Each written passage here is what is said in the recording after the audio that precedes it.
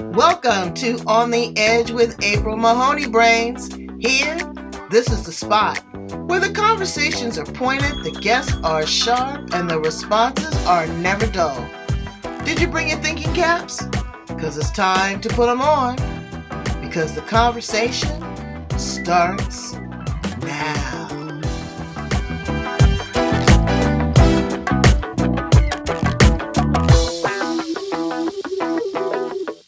Family call me Beatrice. I love Beatrice. I love Beatrice. That's You have to grow into that, Brains, and we are about to grow into children's literature animation by an amazing teacher, yoga instructor, illustrator, and author, Bibi Beatrice Devoy. I'm so proud to have her from New Zealand. And I like to do different things, but I love to stimulate the brains of little brains. Reading is so important. And it seems like it's becoming a lost art with artificial I was going to say assimilation. Oh, Lord. With artificial intelligence, the children constantly in the device. They don't have to learn penmanship anymore. All these things that really cause the mind to connect with the hand to the brain are not there like they used to be. But Bibi's bringing it back. And she's going to teach us about how to maybe incorporate some different type of techniques to stimulate our children's brains. So many times in schools, teachers get frustrated, and I understand that, but they shame the child. They cause trauma. They put them in the corner. They put them on public display. They make them write standards. But what I see incorporated now is a lot more mindfulness, where they are teaching them to be a little bit more patient and handle their emotions and calm down without medication, teaching them yoga, emotional freedom technique. You know, when it was nap time and time for the book, I was the first one on the mat. So I'm sure that Bibi's students are the same. Let's welcome her to the edge. How are you? All the way from New Zealand, Teacher Bibi. Hi, April. Hi. Yeah, good. Thank you. We've got we're in winter, coming into winter time here. Oh, we're in the midst of spring. That's right. Yeah. So, but today's a beautiful day outside, and I took a day off. I've come to Australia, but I didn't go as far as New Zealand. And that's what everybody was saying. They said that you stopped too short. They say New Zealand is beautiful. Yeah, it's the one last limb you've got to go out on, if you go out on a limb, that's for sure. Wow. Yeah. What is it about New Zealand that lights you up, that just makes you so happy? Well, one of the major things is definitely nature. It's a beautiful country. And also we in teaching, we connect much more to nature now because of global warming as well. So that's part of the curriculum that's being encouraged, as well as mindfulness. And I created this book. Actually, I started to create it about nearly 20 years ago, in 2003, because I was teaching at international schools in Japan, and I felt like the children didn't have enough outside time, partially because of the space. And in New Zealand, we've got a lot of space. We've got sports fields. We've got, the children get out all the time, especially children who do have what I call mental health issues. They get breaks, they get brain breaks. And so I created that book because I didn't feel there were enough resources out there at the time, and also resources that children could share with the family or a teacher. And so what I offered at the school that I was teaching at in Tokyo at the time was an after-school yoga class for kids. And it was so popular. And I've never heard of it, actually, because I liked yoga. I thought, wow, I'm just going to, yeah. Well, yeah, and I don't know. I've been to China. I haven't been to Japan. But what I have noticed is that they are very structured. They're very disciplined, and education is first. You know, all of that extracurricular stuff, unless you're training for the Olympics, Yeah. is secondary. So I get that, and it is very, very tight, very confined. So what is the writing process for a children's book? It's a lot different than writing a adult steamy sex novel or a memoir. You have to get into the head of a child. You have to entertain them. The language has to be transferable. What was your writing process? So actually, because I'm an illustrator, as much as I'm an author, what triggered me first were images, because children learn differently. Some children are really good at imitating images, and some children are better at interpreting language. And to be honest, I speak several languages. So I came to New Zealand when I was 14, and for me, images were really important because I couldn't understand English at the time. So when I developed my book, I started off with images. And because the body is so connected to the way we move, in the sense that when you have an image, it's easier to interpret than sometimes just using words, especially with yoga. And so I started off with using a monkey character, because the monkey is the most similar thing to a human body. And then I honed the words constantly. At first, it was a bit more adult language, because I did not want to babyfy the yoga. Right. I did not want to give dog's pose, maybe poodle pose or something like that. I wanted to keep it authentic. A bit like, I was thinking a bit like ballet. They use ballet language for the 3-year-olds and the 20-year-olds and anyone who can relate to it. So I wanted to do it that way. So, but it took me, I would say, a good 5 years to hone the language down and simplify it so that the kids could connect with the picture and the language.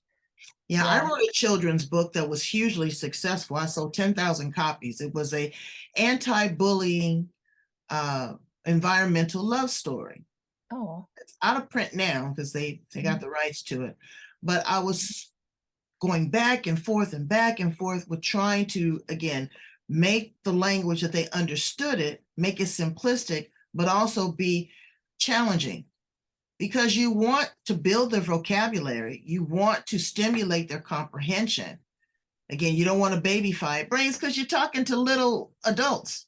You are, yeah, absolutely. Just in the miniature version, Yeah, that's right, yeah. And they're going to grow into that. And you want it to be something that's transferable, that they can read, you can read to them at 3. They can start looking at the pictures and understanding, comprehending at 5, and about 7 to 9 they're reading it themselves. So you're an illustrator. Wow, you're very artsy. I see some of the work there on your wall back there. That is amazing. That is amazing. And the monkey is very significant in yoga as well, because that's what they tell you to do, is they want you to quiet the monkey mind. Monkey mind, yeah, that's right. We're always on automatic, adults and children. So now you create this masterpiece, and you are going to also do an animated version. That's right. So last year I did a video. I did an animation course at university, and actually I had a very clear picture of what I wanted to do. And even though I was an adult student, it was such a phenomenal class. And I just felt like children, again, it's to do with visuals, and children relate so well to things that move and they can watch, and then they get into it. And they may watch it first hand, like a video, like a movie, or like a short movie, and then they start to relate to it. And music also plays part of that, because I think music and yoga interconnect really beautifully. And so I just wanted to play with that idea and see where it took me. And actually, it was a really positive experience. Make that transferable is no easy feat. Also, I could also see that as an app. I see kids all the time in the grocery store. Parents aren't talking to them. They're in that device, but what they're not doing is grabbing stuff off the shelf and putting it in the basket. So there is definitely a place for that. But what we want to do, Brains, and what I encourage, and I'm sure what Beatrice also encourages, is that when you are going to have your child distracted or amused or entertained by something outside of your personal interaction, make it something of value. You know, again, music stimulates the mind. It calms them down. It encourages them. It's great for mathematics, reading, spelling, comprehension, conversation. All these things are key to making them a contributor to society. You don't want your kids, you know, brain dead. You want to pour into them like a river. What's the state of education now overall there in New Zealand? Here, we are falling behind. Kids are afraid to go to school because of violence in the schools. They lost so much during those 2 years of COVID. Oh, yeah, There that's right. is a lot more children being diagnosed or maybe misdiagnosed or underdiagnosed with all these things. So to calm them down with a classroom of 20, they're medicating these kids. They're not teaching them the mindfulness. They're working on it. I see that. Homeschooling is very, very popular now. They've taken out the fun things. What happened to going to the museum? What happened to, you know, going to do science fairs? All these different activities, budget cuts. Where is it in New Zealand now? What's going on? So you've touched on a lot of really important points. New Zealand is quite unique because we're really aware of children learn in such diverse ways. So we use different tools to support the child or the individual child in learning. If we have children in the school that I teach at, we have children with special needs, and they usually are integrated in the classroom, and they have a teacher aide. Our classroom numbers are not that big. Again, the school I teach at, there's a whānau group, which is the Maori emergent group where the children are taught bilingually. So part of the school has a lot of Pacifica and Maori children in there. And then there is the regular classroom setting with the Pākehā children, but also mixed depending on where the parents want to send their children in, which part of the school they want to send their children into. In regard to mental health, what I love about my particular school is that the principal is phenomenally open-minded, and he's not a micromanager, which allows me to have the freedom to implement the tools that I can bring as an individual into the classroom. And also I am a qualified primary school teacher, so that helps a lot. So just about 3 days ago, I've shown the principal my book, and it's just gone into the library actually. Oh, wow. So that's awesome. And what was beautiful too, it connected me to the previous principal. She's now I think she's in her late 70s, amazing woman, and she appreciates it. So you can see how society's changing, and yoga is not something strange anymore that isn't a cultural, it belongs to a different culture. It's such an international thing. And I would say 10% of New Zealanders, like in America, or I don't know, Canada, but 10% of New Zealanders practice yoga. Oh, I do. Even in America, yeah. Oh, it's very, very, very popular. I do. Yeah. Matter of fact, I've missed 2 of my yoga practices, but I rise to the occasion because it is a discipline. It is a spiritual practice. It allows the body flexibility, and Brains, don't get into all the poses. You know, everybody's not going to be able to balance on one foot and levitate on your, you know, on your hands. No, it is about connecting to the breath. It is about connecting to source. Yeah. Once you breathe into those areas, you would be amazed. You go through that position 1 or 2 times and you go deeper and deeper if you concentrate on the breath. Yoga is actually a preparation for meditation. And when you get in that space and you have a nice burn offering, or you have some music that complements, or you have a facilitator or instructor that walks you through each pose, it is an amazing transformation.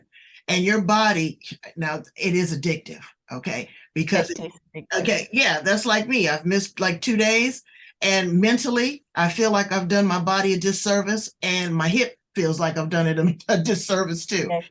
And it's very gentle. There's chair yoga that you can do as a senior citizen.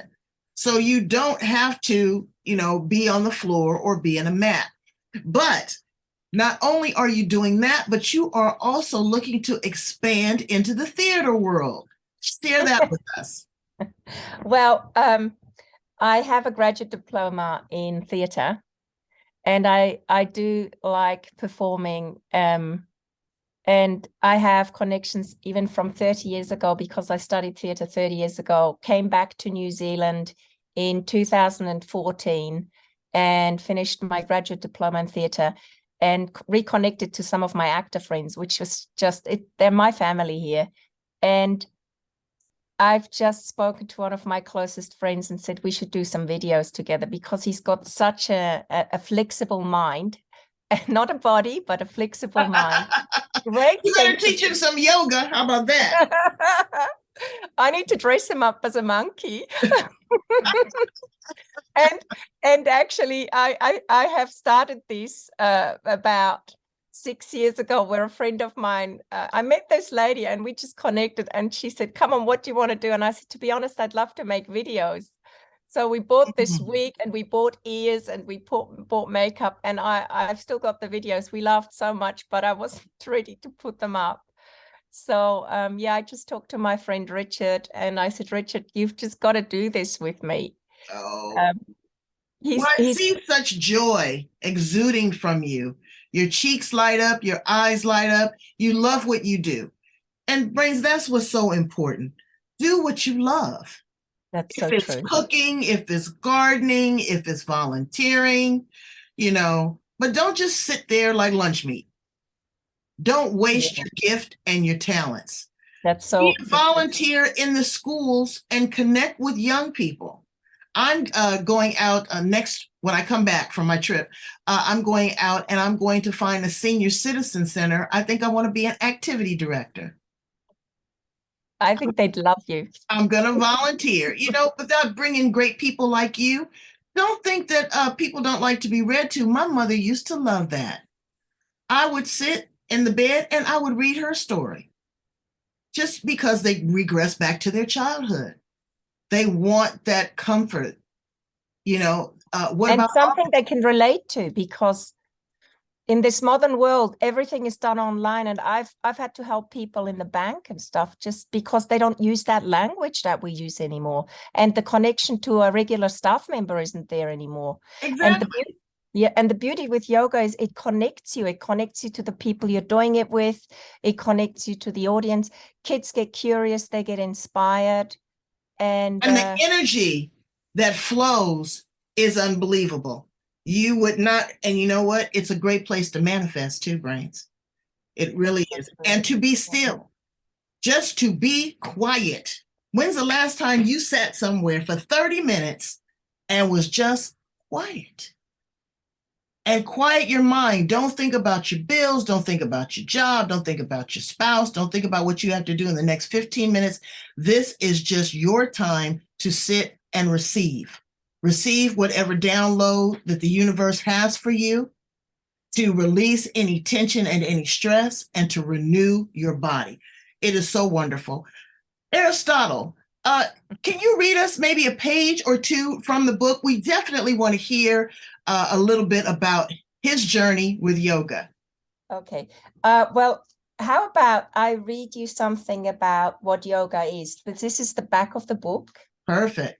So I've got these. I'll just show you the title so you can see it. And I do want to mention that a lot of my yoga is connected to nature as well, because a lot of the poses come from animal names or monuments. So here is what I said about yoga. What is yoga? And you can see, I don't know if you can see it clearly, but you can see the monkeys hanging off with their mobile phones. This is not what yoga is. But they're curious. That is. That's Yeah. cute. It's so funny. So it says, so what is yoga? Let's try and explain a bit more about what yoga is all about. Have you ever heard of such a thing as the monkey mind? Yes. Well, if you haven't, neither has Aristotle, the monkey, and he is a monkey. The monkey mind is the busy me voice in our heads, which constantly jump from one idea to the next and find it hard to settle on one thing. The mind can easily get distracted by hundreds of thoughts. When the monkey mind controls us, we can't concentrate because the thoughts in our heads are like unruly, cheeky, playful monkey that play havoc with the mind. If you observe those cheeky monkeys at the zoo, you'll know exactly what I'm talking about. To bring the monkey mind under control, or to tame those thoughts in your head, it takes concentration. In the end, the only one who can control your mind is you. Now, the yogis, or the sages, the enlightened holy masters, have taught for thousands of years that only when the mind, body, and soul are in balance and harmony will you understand yourself better. When you're in comfortable control of your mind and emotions, you won't feel like wanting to control everything else so much, and you'll experience a sense of freedom, which is invigorating and beyond explanation. The sages call this union with your true self. Wow, pretty amazing. By trying to keep focused on the yoga exercises in the previous pages, your mind will begin to become more attuned and clear. You'll start to flow more with your breath, aware of your needs, wishes, and personal comfort zone. Everyone is different, and that's a great thing. That is amazing. Again, I think I pegged it. It was really good. And let me show you something really cute that my mother gave me. Okay. These are finger slippers. She said, and she loved monkeys. She loved monkeys. And I saw these one day. She says, honey, she says, you're on that computer. She says, why don't you give your fingers a rest? Is that the cutest thing you've ever seen? That is so good. She sounds like my mom. Yeah, it's really wonderful. And you are wonderful too. And, I tell people all the time that nurses and teachers are my favorite people on the planet. Oh. You do not get the credit that you deserve. You've dedicated your life to educate, love, mentor, and mold young minds. Brains, as parents, you need to honor your teacher. You need to give her a break. You need to give her a gift certificate to get a massage, because she's there to wipe the snotty nose. She's there to wipe the tears. Okay. She's there to make sure that the lunch is prepared. Here in the United States, unfortunately, they signed up to be the bulletproof vest. They take care of your kid. They are the reporter if something is going wrong. They have mandated to report, but they are also there to entertain and to love and support. And when your teacher pats you on the back, and I hope you're still able to give hugs. Oh, yes. Yeah. When you're able to do that as a child, it's better almost than a parent, because your educator, you have pleased them. You got it. And when you go back and you see this child graduate from college, the tears stream down your face because you know that you participated in that. So don't let anyone downplay your profession. You don't get the money that you deserve, but you will get your wings in heaven, because you are amazing. And that is definitely you, Bibi. Please tell my brains how they can get a copy of the book and how they can get in touch with you. There might be a speaking opportunity. There might be another opportunity to go back to Japan, or even come to the United States and share this philosophy with other individuals. Well, I've actually been to the United States. Well, come back. Well, obviously through my teacher training, yoga teacher training. But here is what I've written down. I'll just show it to you. Oh, pull it back just a little bit. There you go. So you can Google Aristotle's Journey into Yoga and the country, and it's all over the United States. You can get it on Amazon, you can get it on Booktopia, you can get it from Barnes & Noble. But what I would like to suggest is get the hardcover book because it'll last you for a lifetime. And it is absolutely beautiful. Oh, thank you. And I'm going to put the link to that, Brains, at the back and also in the show notes. And all you'll have to do is click on it. Look at that. Aristotle's Journey into Yoga. Happiness for children, the young at heart. And that's the young at heart, yes. And can I just do a shout out for Dr. Jane Goodall? Yes. So you know Dr. Jane Goodall, don't you? Yes, yes. She is, yeah, she's one of my I guess mentor. I don't know what to call it. She's just one of those people who followed her calling and devoted her life to environmentalism and, of course, saving the chimpanzees. And I was so lucky to meet her personally when she came to New Zealand in 2019, just before COVID. And I had 2 spare tickets and I gave them to my friends because I wanted to introduce them to her work as well. And I happened to be able to meet her at a meet and greet. And I gave her a gift of my yoga book with a letter, and she wrote back to me and she endorsed my book. Oh, wow. Yeah. And so part of the proceeds, this is on the back, I've got the library tag on here, but part of the proceeds go to her Roots and Shoots Foundation in New Zealand and Chimpunga, the chimpanzee foundation where they put chimpanzees that have been in captivity back into nature. So part of the proceeds of this book, if you buy the book, go to her foundation. And I'm just so pleased with it because it just ties up everything. And the fact that she wrote back to me was probably one of the biggest honors in my life for the work that I'm doing. It just answered something. It validates you. And Brains, you know, you want to get an ROI. You want a return on your investment. I don't care what it is.